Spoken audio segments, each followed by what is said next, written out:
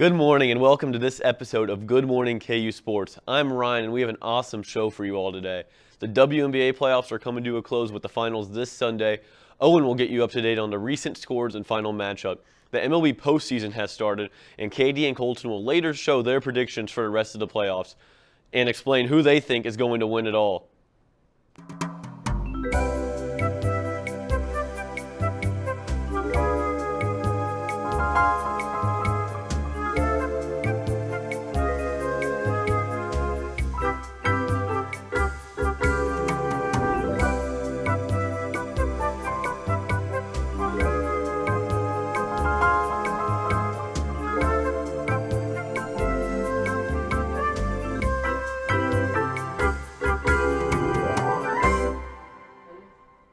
Later in our action-packed show today, Isabel will give us a preview for men's and women's basketball this upcoming season. Late night into Fog is tonight, and she will give us all the information about that. Basketball, Owen, how are the WNBA playoffs going? Ryan, WNBA Finals Game 1 tips off on Sunday, and it's looking to be a heavyweight matchup between the two undeniably best teams in the league, the Las Vegas Aces and the New York Liberty. The Aces were an outstanding 34-6 in the regular season, which set the WNBA single-season record for wins, and they breezed through the playoffs, going 5-0 to reach the finals. They are led by Defensive Player of the Year A'ja Wilson, who averaged 22.8 points, 9.5 rebounds, and 2.2 blocks per game. She also tied the record for most points in a single game, with 53 in a game against the Atlanta Dream. Her ability to create opportunities in the paint is unmatched, which then opens up the three-point shot for Chelsea Gray and Jackie Young. Gray and Young both had career years from behind the arc, with the former shooting 42.1% from three-point land and the latter shooting at an incredible 44.9% clip. Kelsey Plum also had a fantastic season, averaging 18.7 points per game and shooting 91.2% from the free throw line. The Aces are looking to become the first repeat WNBA champs since the LA Sparks in 2001 and 2002. And the Liberty had a fantastic season in their own right, going 32-8, which would have set the wins record if not for the Aces. They had an incredibly busy offseason, first trading for wing Jonquel Jones and then signing elite big Brianna Stewart and veteran floor general Courtney Vandersloot, both of whom made the All-Star game this year. All these players ended up having great seasons with the Liberty, but especially Brianna Stewart. She averaged 23 points, 9.3 rebounds, and 3.8 assists per game. And she also won the closest MVP race in league history, edging out the Connecticut Suns' Alyssa Thomas by only 7 points and the aforementioned A'ja Wilson by 13. And I haven't even mentioned Sabrina Ionescu, who was the first overall pick in 2020 and has really come into her own as one of the best guards in the league, averaging 17, 5.6, and 5.4. The Liberty will be attempting to win their first ever WNBA title. This finals is shaping up to be one of the best in recent memory, with two generational talents in Stewart and Wilson going to battle bolstered by incredible supporting casts. Game 1 tips off on Sunday the 8th at 2 p.m. Central Time on ABC. Now let's send it to Colton and Katie for a rundown of the MLB playoffs. Thank you, Owen, and welcome to the first MLB segment on Good Morning KU Sports. I'm Colton Kinnan. And I'm Katie Acosta. It is a great time to be a baseball fan with the MLB playoffs in full swing. The wild card round began earlier this week with 8 teams fighting to move on to the divisional round. Katie, what were some of the highlights from the American League wild card round that just took place? Yeah, thanks, Colton. Let's get into it. The first American League wild card round was between the 5-seeded Texas Rangers and the 4-seeded Tampa Bay Rays. The Rays, coming off a 99-win regular season, have been one of the favorites to win the World Series, but have been snake-bitten with injuries down the stretch. However, with the series in Tampa Bay, I was confident the Rays could pull it off. But Colton, how did this series ultimately play out? Yeah, this was an absolute crazy series. Even with the Rangers missing their two best pitchers in Jacob deGrom and Matt Scherzer with injury, Texas got great pitching from lefty Jordan Montgomery and Nathan Eovaldi to hold off the Rays to just 1 run over 2 games. The Rangers dominated, winning 4-0 and 7-1 to advance to the ALDS and knock off the favored Rays. Ultimately, I think their momentum can go to the Orioles series, but I think the Orioles will win in 5 games. I also think the Orioles will win in the next round, but in the other American League wildcard matchup, the number 3-seeded Minnesota Twins hosted the 6-seed Toronto Blue Jays. The Twins won their first playoff game in 19 years in Game 1 with a gutty 3-1 victory over the Jays. The Twins followed up a stellar Game 1 performance with a dominant pitching performance in Game 2. winning 2-0 and advancing to the ALDS and a matchup with the 2-seed Houston Astros. Colton, what are your thoughts on the Twins advancing? Yeah, obviously the Twins advancing is huge to see for Twins fans as they have endured 2 decades of disappointment. The Twins had lost 18 straight playoff games before this year, so very well deserved for the fans in Minnesota. Flipping over to the National League, the 4-seeded Phillies dominated the 5-seeded Marlins 4-1 and 7-1 and advanced to a great matchup versus division foe and number 1 seed Atlanta Braves. How were the Phillies able to sweep this series? Yeah, the Phillies were able to sweep this series behind tremendous pitching from starters Zach Wheeler and Aaron Nola, and an incredibly clutch grand slam from shortstop Bryson Stott. The Phillies look like a super dangerous team, and the upcoming series versus the number 1 seed Braves will be must-see TV. And to close out the wild card action, the number 6 seeded Arizona Diamondbacks shocked the baseball world with 2 upset wins over the number 3 seeded Milwaukee Brewers. How are the Diamondbacks able to dominate on the road? Yeah, the Diamondbacks got a great all-around team pitching effort with 11 different pitchers over 2 games and 4 home runs. Arizona advances to face the number 2 seeded Dodgers in a battle of NL West rivals. I have the Diamondbacks pulling off the upset in this series. Colton, who do you like? I think the Dodgers will win in 4 games, but it'll be a great matchup no matter what. And the upcoming ALDS and NLDS will start on Saturday and kick off an amazing week of postseason baseball with 8 teams slugging it out. Nothing beats the MLB playoffs, and the next few weeks should be incredible to watch. After a quick break, Luke will present Good Morning KU's Athlete of the Week.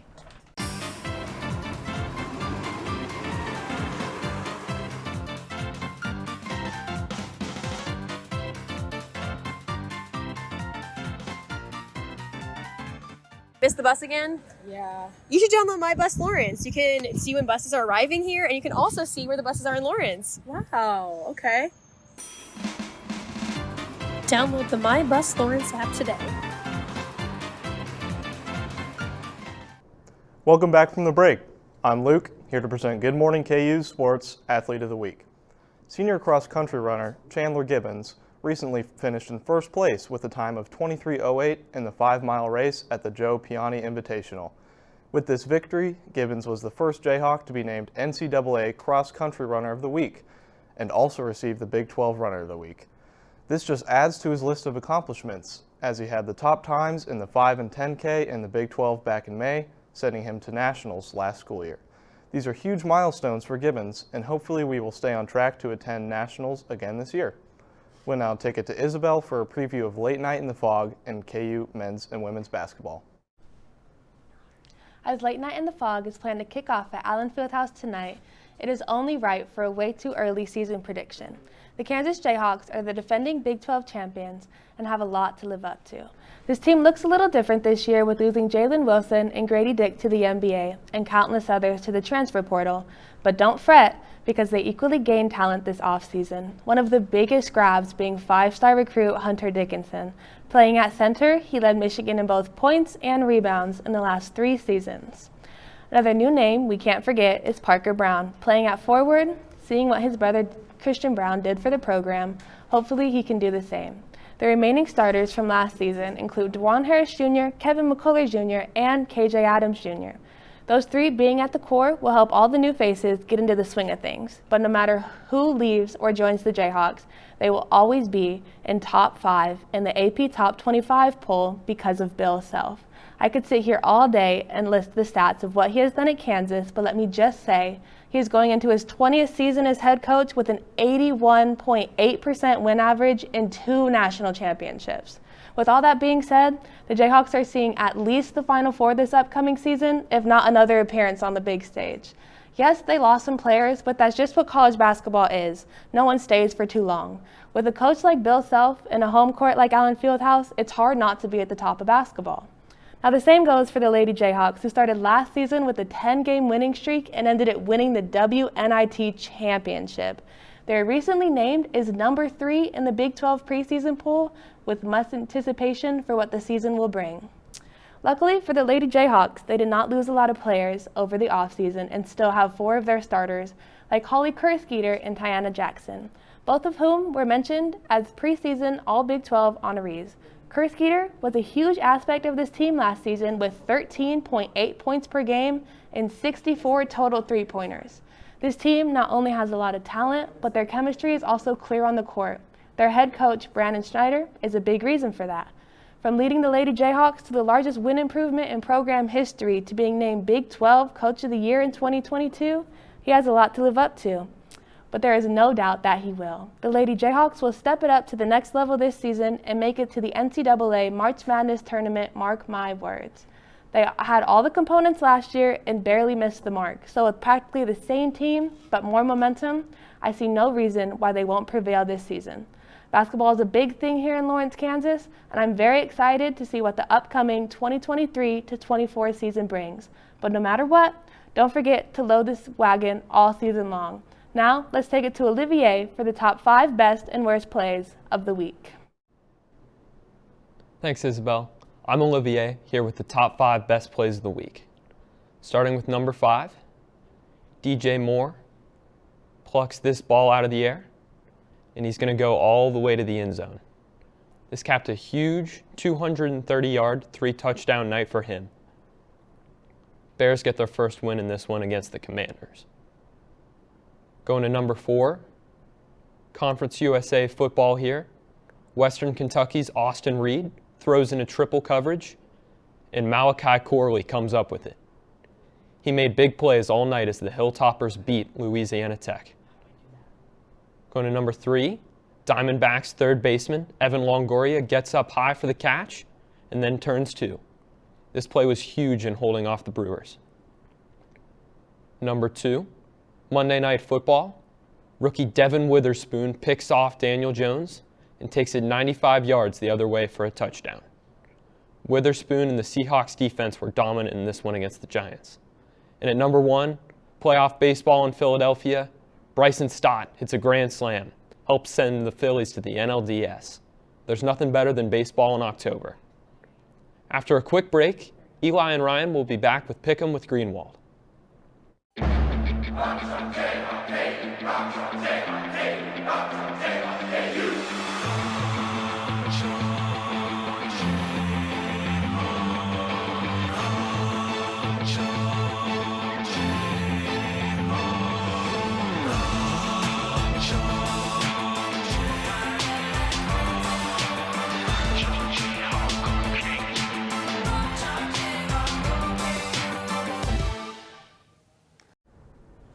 Welcome back to another segment of Pickin' with Greenwald. I'm Eli Greenwald, and with me today is Ryan Grossman. This week we have a bit of a longer show for you, as we'll be picking 5 games for Week 5 of the NFL season. Before we get into our picks, we want to take a second to commemorate Dick Butkus yesterday, who passed away at the age of 80. Bears legendary middle linebacker, Hall of Famer, top 100 player of all time. Butkus was an 8-time Pro Bowler and a 5-time first-team All-Pro. It's truly heartbreaking for the game of NFL to lose somebody who was a very important person in the league's history, both on and off the field. Butkus is one of not only the greatest defensive players of all time, but one of the most feared defensive players of all time. And the Bears honored him yesterday, defeating the Commanders by a score of 40-20, absolutely dominating in honor of the legendary number 51. So, without further ado, let's get into this week's picks. We're going to start with the Bills and Jaguars in London. Ryan, who do you like for this one? Yeah, I like the Bills in this one. I really think Josh Allen's coming to his own last few weeks, and I think their defense has been punishing, just completely shutting down that high-flying Dolphins offense. You know, in a London game, you never know. It's tricky with the jet lag and all that, but I think, you know, the weapons, James Cook, Stephon Diggs are going to be too much, and Dalton Kincaid's really emerged as tight end 1 for this Bills team, and I like them in this matchup. Yeah, I agree with you. I like the Bills in this one, too. Coming off an absolutely dominating performance over the Dolphins. I expect the Dolphins to win that game, and the Bills just absolutely dominate them on both sides of the football. That Diggs-Jalen Ramsey matchup I thought was going to be a lot better. Diggs completely took him out of the ball game, and I expect him to do the same thing this week against that Jag secondary, which frankly is not as strong as the Buffalo secondary. Josh Allen looks like an MVP candidate already this season. I expect him to carry that momentum into this week, and I like Buffalo in this one. All right, we got an AFC North divisional matchup. Ravens in Pittsburgh against the Steelers. Ryan, what do you think about this game? Yeah, I'm going to roll with the Ravens in this one. I think the Steelers have really been struggling on both sides of the ball, especially defensively. You know, it's not a good matchup when you have to go against an athlete like Lamar Jackson with a really poor run defense like the Steelers have. Ravens have started to been playing better. Really good defense this year. I just don't think the Steelers have the weapons to keep up, except for George Pickens. So if they can shut them down with that young, talented secondary with Kyle Hamilton and that linebacker core with Roquan Smith and all them, I really like the Ravens in this matchup. Yeah, I agree with you. I like Baltimore in this game, too. They're coming off a huge W against the Browns in Cleveland, and I thought the Browns were going to win that game. I was wrong. The Ravens absolutely shut them down defensively. This is the best Ravens defense I've seen in years, probably since that Ed Reed, Terrell Suggs, Ray Lewis defense.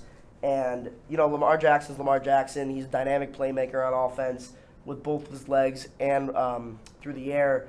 And that Steelers defense is aging. It's still strong on the front seven, but I really like Baltimore in this one, and I expect Kenny Pickett to be overwhelmed by that Baltimore defense. He's young, he's frantic, he's inconsistent. I really like Baltimore on both sides of the ball to win this game by a significant margin. All right, we got the Chiefs at the Vikings in Minnesota. Ryan, what do you think about this game? Yeah, I just think the Chiefs are going to be a little too much in this one. But I will say that, the Vikings have really good offense, high flying. Kirk Cousins has been playing well. Obviously, Justin Jefferson is one of the best players in the NFL.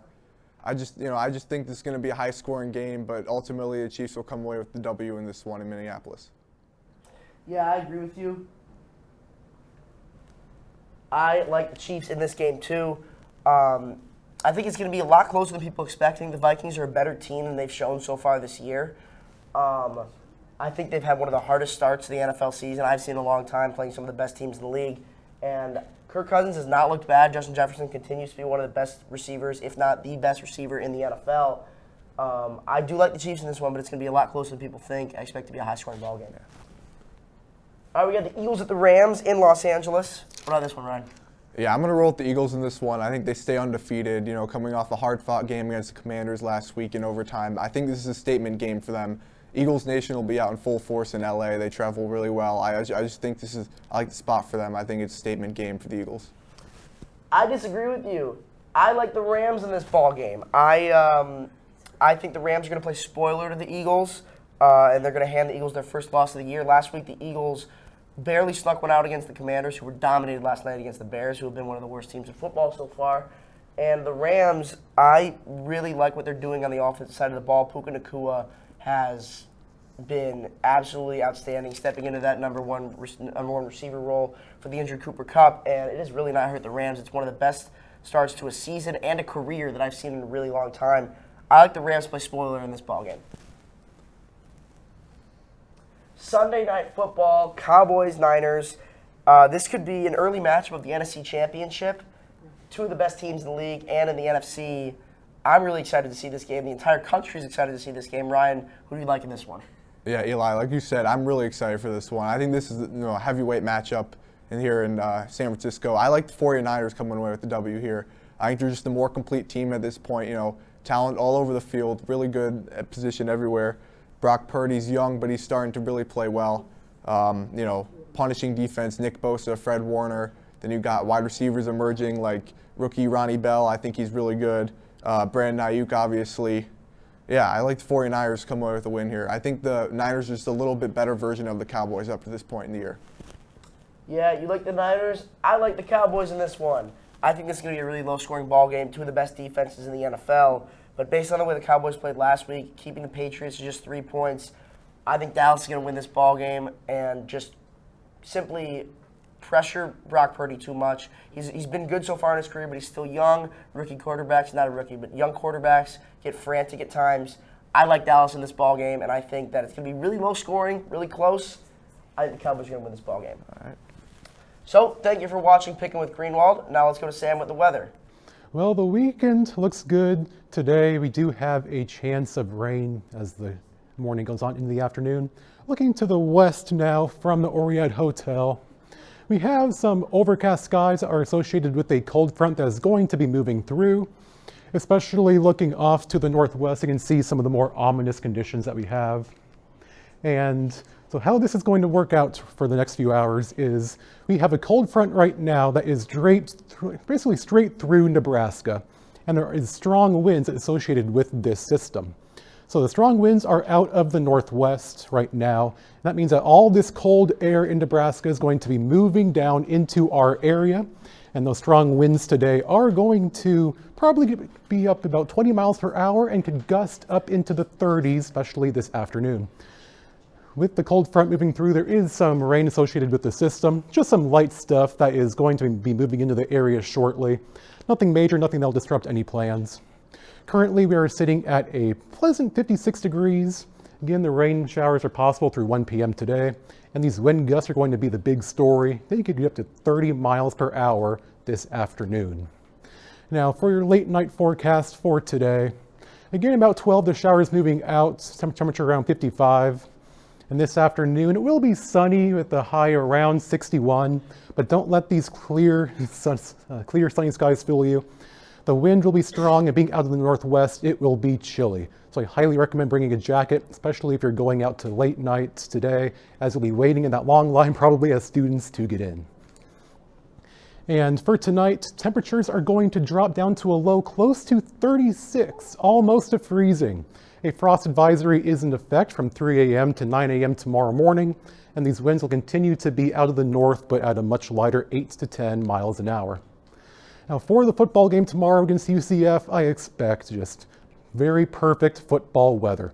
If you're tailgating around 12 o'clock, it'll be in the high 50s. Kickoff, it'll get up to about 63, then drop down to around 60 for the fourth quarter. With both teams coming off tough losses last week, it should be a great game. Other home sports in action this weekend, we have women's swim and dive competing today in the Sunflower Showdown. Women's soccer on Sunday is also in action. Softball for a scrimmage on Tuesday should be spectacular. Then for softball again and women's soccer competing on Thursday, there is a chance of rain Thursday evening with another system that's going to move through. Temperatures should be around 70 degrees for that. And for away sports coming up, women's tennis at SMU, should be beautiful weather for that one this weekend. Women's golf in Denver, it'll be a bit chilly today, but it'll be nice Saturday and Sunday. And volleyball in Texas, it's perfect weather again for that. Men's golf, there is a chance of rain for Wednesday for them. Then women's soccer again next Thursday in Ames, Iowa. Again, more chance for rain there as well. Wrapping up with the 7-day forecast. Again, today we have the strong winds with a high around 62. For Saturday and Sunday, well, Saturday tomorrow will be nice 65. Sunday it'll warm up a little bit. And then Monday and Tuesday, it'll be around 70 degrees. For our next chance for rain returns Wednesday and Thursday. That's all for me. Over to you, Ryan. Well, Sam, I was planning on getting a car wash after this, but I guess I'll have to wait a couple more hours because this rain's coming in. Anyway, thanks for tuning in to another episode of Good Morning KU Sports. We do not have a show next week, but you can still tune in to Good Evening KU on Monday at 3 and Cheers to Careers on Tuesday at 3 as well. Rock Shock.